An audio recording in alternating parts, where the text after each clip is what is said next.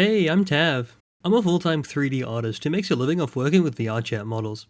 This video covers some of the most important elements, in my opinion, of setting up a VRChat avatar in Blender.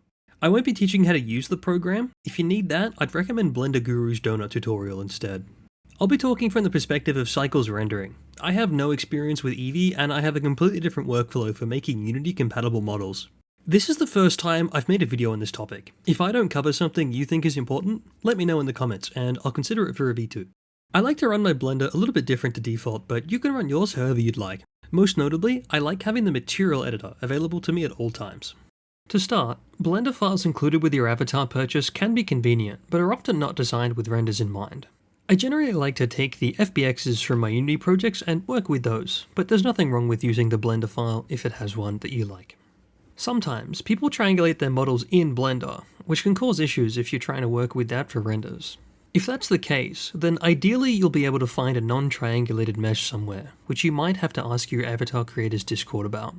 I like to separate my models into different parts to make them easier to work with, as some avatar files come packed with things like clothing or props. On this model, I like to separate the fluff.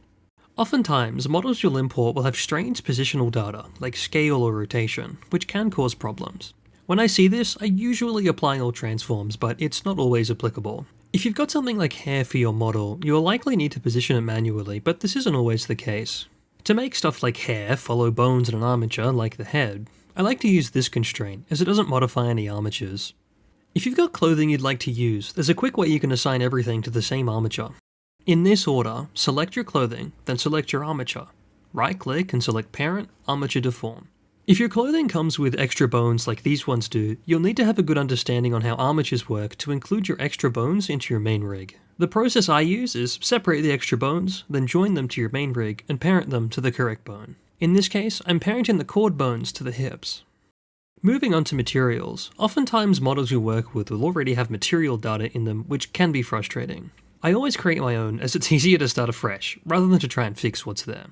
Importing textures is easy. Just drag and drop your image into the material editor and connect it up to the correct slot on the BSDF shader. Sometimes, ambient occlusion can help define your avatar's shapes if features like their mouth seem to blend together and are hard to see. If you're having trouble seeing your avatar's eyes, it might be because there's supposed to be a transparent mesh for your eye reflections. If this is the case, I like to use the glass shader instead of the principal BSDF for transparency. When I do this, I also separate the transparent part of the mesh so that I can remove shadows from its ray visibility settings. What this does is it tells cycles not to create shadow from this mesh, which means it won't darken the eyes underneath. Sometimes, your metallic and roughness textures will be combined. If that's the case, you'll need to separate them using the Separate RGB node and fiddle until things look right. It can be a bit messy, so I'd heavily recommend exporting your textures individually rather than combined, which is a separate topic altogether. There's a lot of values in the principal BSDF, and I encourage you to experiment with all of them, but here's a quick guide on the most important ones in my opinion. There's a lot of nuance that goes into the metallic setting of the principal BSDF, but the important thing to know is that it's designed to be used with metals. Unless you have a metallic texture, it's a good idea to keep this at 0. Roughness defines the sharpness of your material's reflections. The higher the value, the rougher your material. There's not many cases where you should set this above 0.9 or below 0.1. But feel free to experiment. Specular is essentially light reflections on your material, and they should always be enabled. Everything in life reflects light, and disabling this creates a flat and displeasing look.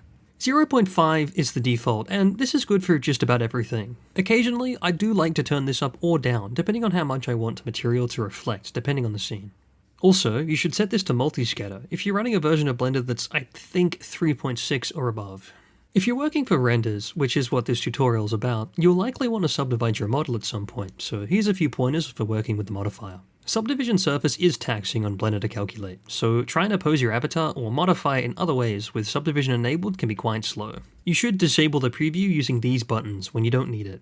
Sometimes, you'll have areas of your mesh you don't want subdivision to affect, like the tips of fluff. There is a way to work around this. Simply select the vertices you've got in mind and use these crease sliders in the vertex/edge data to tell Subdivision how to handle these areas. Lastly, your mesh shading will look quite odd if you try to subdivide a triangulated mesh. You can automatically convert tris to quads using Alt-J, but understand this is a destructive and often irreversible process that quite frequently guesses wrong in complicated areas. And that's it. Those are my tips for importing an avatar into Blender and using it for renders. If you've got questions, you're welcome to comment, but I'd prefer you reach out in the Discord server and use the technical help channel. I can't guarantee you'll get assistance, but it might be a good place to start. If you're interested in learning more about rendering in Blender, take a look at this playlist. I'm continuously adding things I think are important here, and hopefully you'll be able to learn something from them. Have a good day and happy rendering.